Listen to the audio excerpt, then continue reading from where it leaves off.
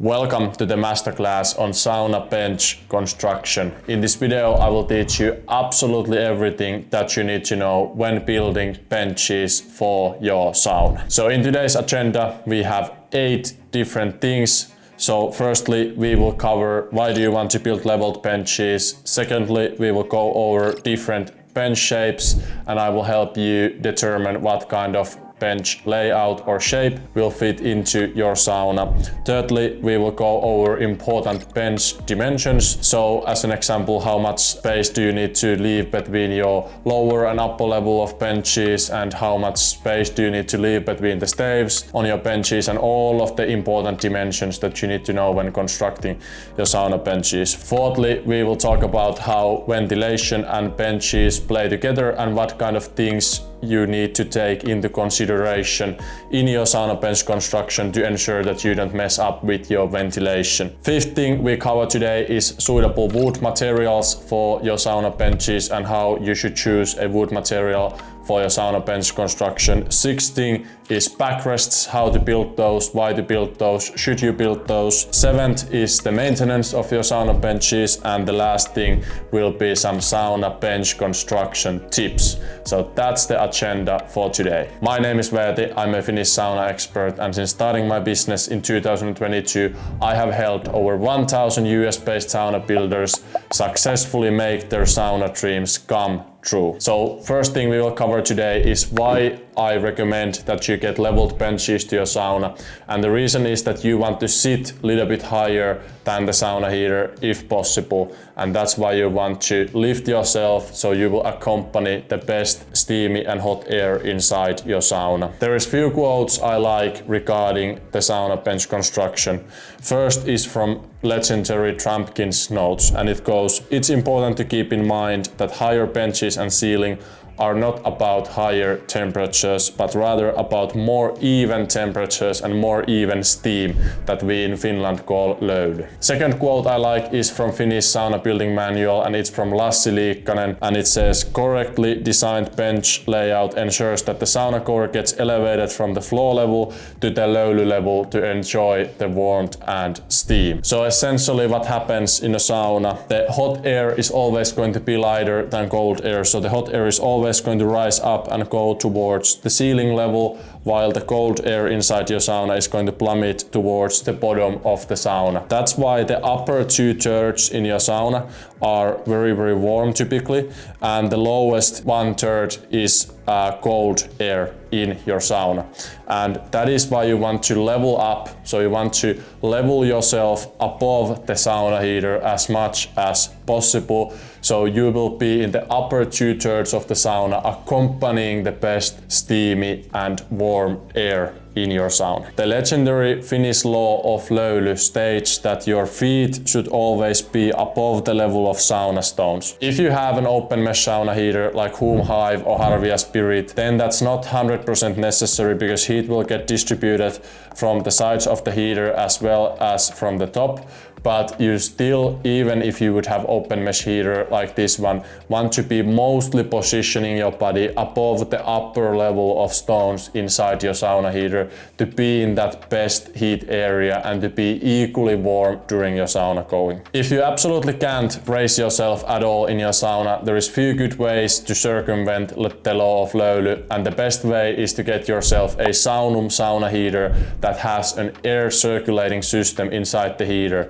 This system draws air from the upper levels of your sauna to the chimney it has attached to it, and from the lower level of your sauna as well. It mixes this air up and pushes it out from the bottom. This equalizes the temperatures in your sauna, so if you absolutely can't build leveled benches, then I would recommend looking into a sauna heater. And in any case, because I know most of you guys won't be able to completely position your feet above the upper level of stones in your sauna heater because of the limitation in space or in your construction things, then I would definitely recommend that you get an open mesh sauna heater like one of these. We interrupt this program for a special news bulletin. I own a company called The Sauna Heater or thesaunaheater.com, and we sell the highest quality sauna equipment in the USA.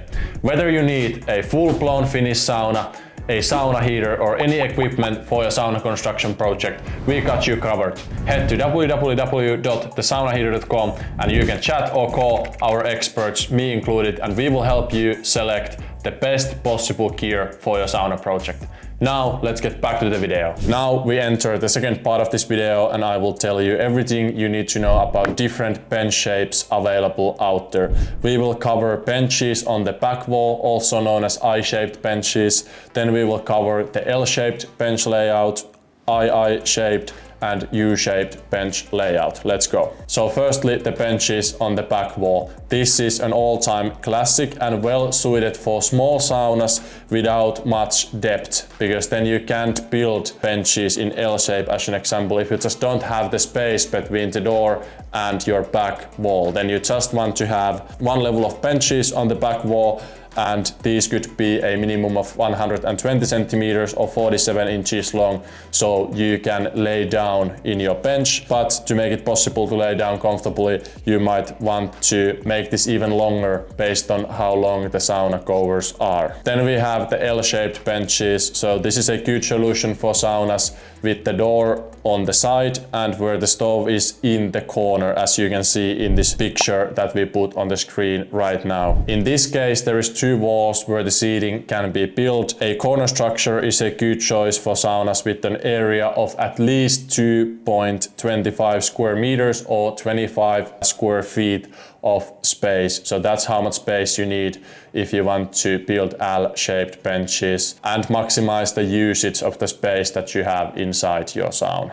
Then we have the II-shaped benches. So you have benches on the two walls opposite each other. This is a great choice when you have door that is in the middle and stove is on the opposite wall from it, as an example. You have to have, again, at least 25 square feet of space in order to make this make any sense. Many times what we see is this sauna heater embedded onto the feet bench or foot bench that is shared between these two opposing benches on both of the walls. The best thing about II-shaped benches is that it's a very social setting, because just like I'm talking to you right now and you are directly looking at me, this is the same with II-shaped benches, so this is a great social setting. Lastly, we have the U-shaped benches, which is great for social interaction and space maximization for larger saunas with at least 6 sauna covers designed to be in the sauna at once. Again, you need at least 25 square feet of space, but I would recommend having much more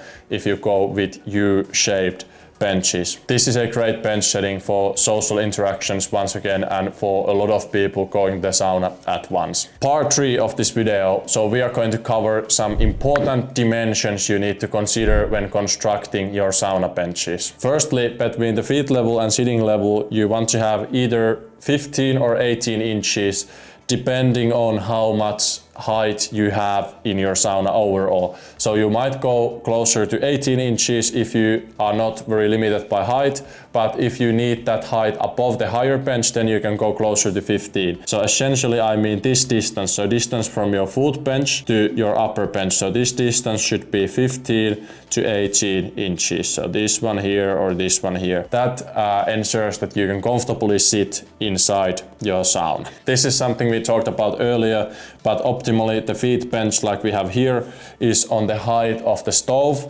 or an inch higher. So here we have stove embedded right here and the feet bench is a little bit higher. And note, with open mesh heaters like the Spirit or the Hive here, this is not so necessary. So if you would be sitting right here like this, then it would not be a problem because the heat gets distributed from the sides of the heater as well, not only from the above as it does with these closed case heaters. From the top bench to the ceiling, so from here to the ceiling, so this distance should be 41 to 48 inches. Men have an average sitting height of 36 inches and women have an average sitting height of 34 inches. So we want to leave slight room above your head when you are sitting in your upper sauna bench, and that's why it's 41 to 48 inches. Because when you stand up from your sauna benches, you don't want to have the danger of actually hitting your head to the roof of the sauna. So that is why it's 41 to 48 inches based on the sitting, average sitting heights of men and women. However, you don't want to make this distance between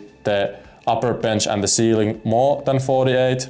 And the reason is that then you are just wasting a lot of energy, and then you are in the risk of positioning yourself on the lower third of the sauna. So you are not actually accompanying the best warm and steamy air that is always going to rise up because it's lighter than the cold air. Fourth topic for today is sauna bench construction and its role in ventilating your sauna. So this is something I don't like. So the staves here are very, very wide, and there is very narrow gaps in between the staves, because in this kind of sauna construction, the water is going to stay on the sauna benches and it's going to damage the sauna benches if you don't go and try the benches yourself after the sauna going.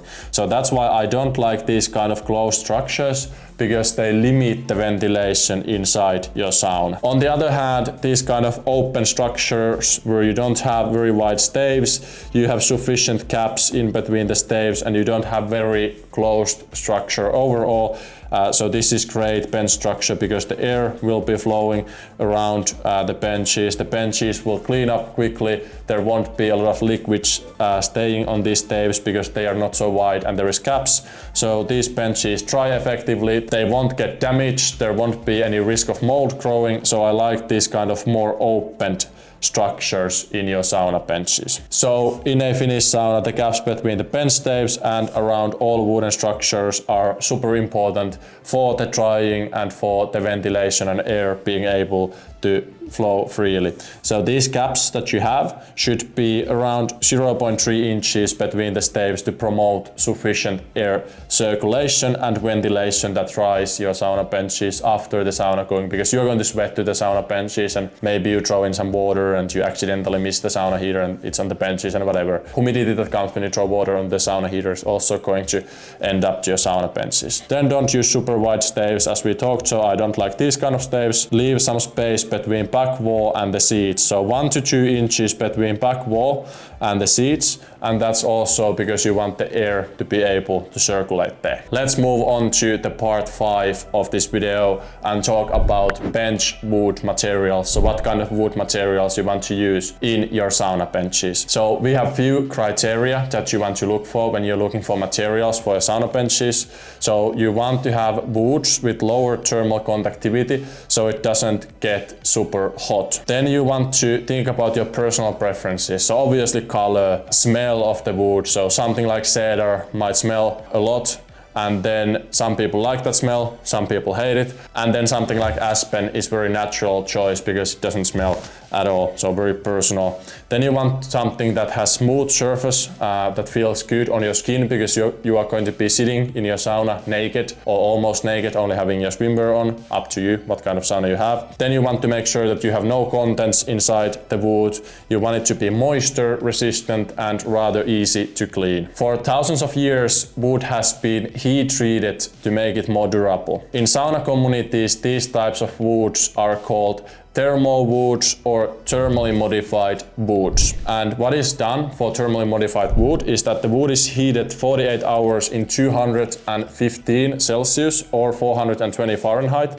so in an industrial heating oven basically, and this makes the wood more stable because the wood will last longer in a sauna use and experience much less wear and tear, and that's because all the bacteria, all the contents and everything dies inside the wood when it's thermally modified, and this makes the wood more stable. So I highly recommend thermally modified woods overall in sauna construction. So aspen, spruce, alder and some cedars are what I like for sauna bench construction, and thermally modified woods I overall like in sauna construction. Part 6, backrests. So I recommend that you always build at least a simple backrest, and there is few reasons for that.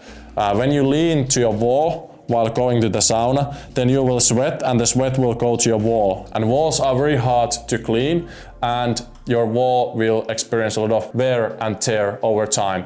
When you have a backrest, you are leaning to your backrest, which is nice because there will be air circulating around your backrest. It is easier to clean and it dries more effectively than your wall. You will also be able to leave a few inch gap between your last bench stave and the wall, which will again enhance ventilation and air circulation and drying of your sauna. Backrest is also a great place to embed lights behind it, like we have in this picture.